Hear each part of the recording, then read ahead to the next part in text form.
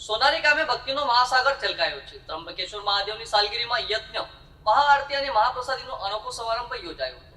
ત્રંબકેશ્વરમાં સાલગીરી પર્વ નિમિત્તે નટવરભાઈ પટેલની અનોખી ભક્તિ અને લઈને આખું ગામ બન્યું પ્રસાદીનું પાત્ર।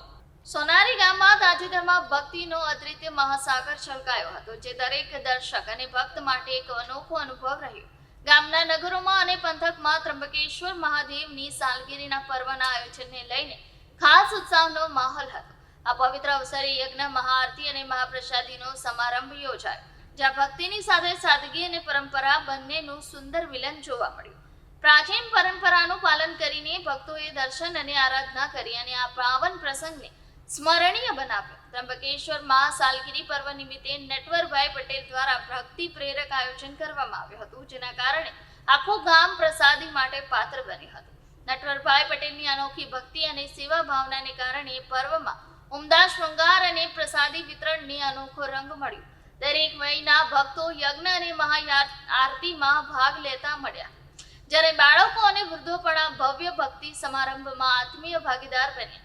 આ પ્રસંગ માત્ર ધાર્મિક જ નહીં, પરંતુ સમાજમાં એકતા અને ભક્તિની ભાવનાને પ્રગટાવતો અવસર પણ હતો।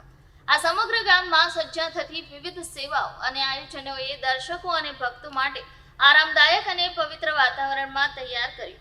ભક્તિ, શાંતિ અને સમર્પણના આ પવિત્ર પર્વએ દરેક માટે ભાવિ જીવનમાં નવજીવન અને પ્રેરણાનો સ્ત્રોત પૂરું પાડ્યું। આ દિવસે સોનારી ગામને ત્રંબકેશ્વર મહાદેવના આદર્શોને અનુસરીને ભક્તિ અને પરંપરાની મહત્તા યાદ અપાવી અને ભક્તો માટે એક અમૂલ્ય યાદગાર અવસર બનાવી દીધો। મારું નામ નિલેશ પટેલ છે। આ સોનારી ગામ છે।